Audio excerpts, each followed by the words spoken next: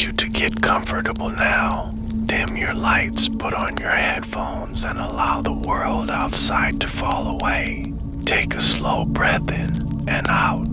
Tonight, we're going on a journey through one of the longest, most fascinating histories in the world, the history of China. As you listen, let the sounds of time guide you from ancient beginnings to great dynasties, golden ages, and times of war and rebirth. Close your eyes if you like, and imagine yourself stepping back thousands of years. Our story begins not with emperors, but with villages. Small communities farming millet and rice along the Yellow River nearly 5,000 years ago. These people built simple homes of clay, made pottery painted with patterns, and slowly they organized themselves. From these villages, the first legends of China rose, the story of the Yellow Emperor, a mythical ruler said to have taught people how to write, farm, and heal with medicine. These weren't just stories, they became the foundation of Chinese culture by around 1600 BC. First true dynasty appeared, the Shang. They ruled with bronze weapons, chariots, and ancestor worship. The Shang kings believed the spirits of their ancestors guided their power, and they carved questions on bones, heated them until they cracked, and read the cracks for answers. These oracle bones are the earliest Chinese writing we know of, still surviving today. But even powerful dynasties fall, and the Shang were replaced by the Zhou around 1046 BC. The Zhou introduced the mandate of heaven, the idea that rulers could govern only as long as they had heaven as blessing. If they became corrupt or weak, heaven would withdraw its support, and the people could rise up. This idea shaped Chinese politics for more than 2,000 years. But peace was not always the norm. By 475 BC, China entered the Warring States period. 7 powerful states fought endlessly for dominance. It was bloody and chaotic, but it also gave rise to new ideas. Philosophers like Confucius spoke of morality, respect, and duty.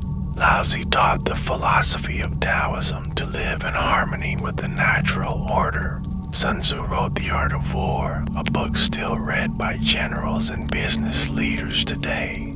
Finally, into 21 BC, one man ended the chaos. Qin Shi Huang, the first emperor of a unified China. He built roads, standardized money, and even began work on what would become the Great Wall. He also ordered the creation of a massive clay army, the Terracotta Warriors, thousands of life-size soldiers to guard him in the afterlife. His reign was harsh, but it marked the birth of Imperial China. After Qin came the Han Dynasty, lasting for over 400 years. This was one of China's golden ages. The Silk Road opened, carrying silk, paper, and spices westward while bringing back horses, glass, and new ideas.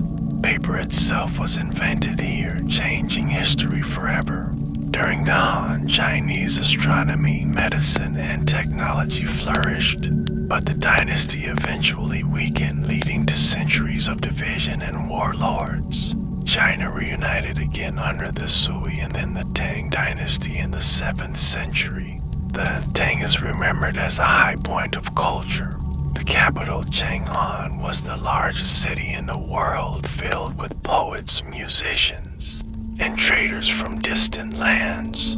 The Chinese invented woodblock printing, which spread books and knowledge more widely. Buddhism flourished, blending with local traditions. Foreign envoys, Arab merchants, and even musicians from Persia could be found in Tang China. It was truly global. Then came the Song Dynasty from 960 to 1279, another golden age.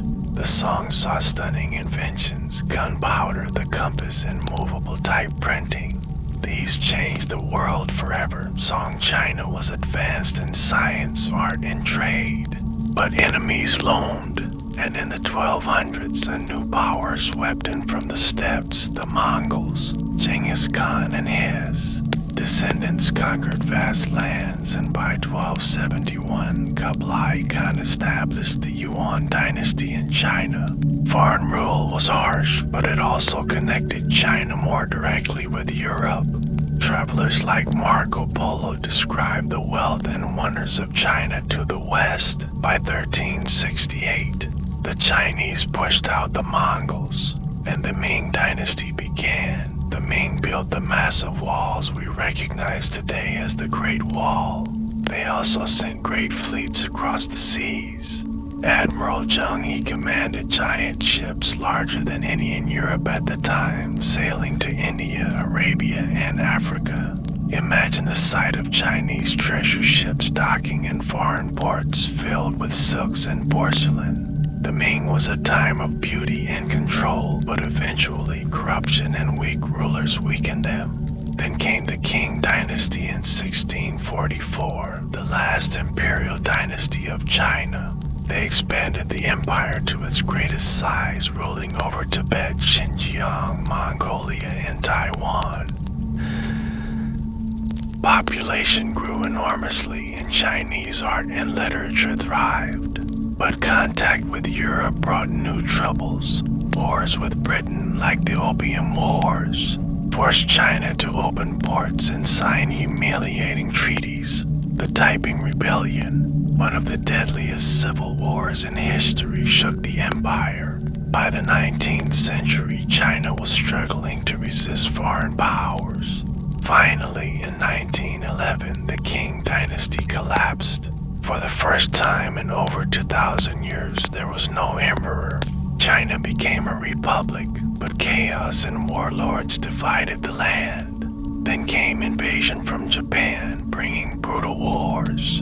To World War II, the Chinese Civil War ended with the victory of the Communist Party, establishing the People's Republic of China in 1949. Under Mao Zedong, the nation went through radical campaigns like the Great Leap Forward and the Cultural Revolution. The immense hardship and millions of deaths in the late 20th century. China transformed again.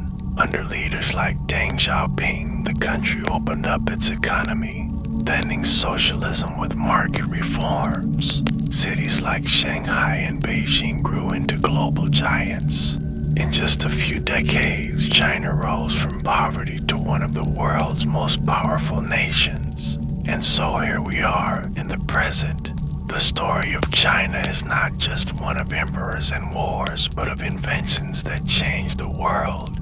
Paper, gunpowder, printing, the compass, silk, porcelain, and more. It is a story of resilience, of culture surviving through thousands of years. Tonight, as you listen, let yourself drift through the echoes of dynasties and empires, through poets and philosophers, through war and peace. And remember, China's history is not finished. It is still being written every single day. Take one last slow breath in and out. Let the story of China fade into stillness. When you open your eyes again, know that you have traveled across 5,000 years of human history.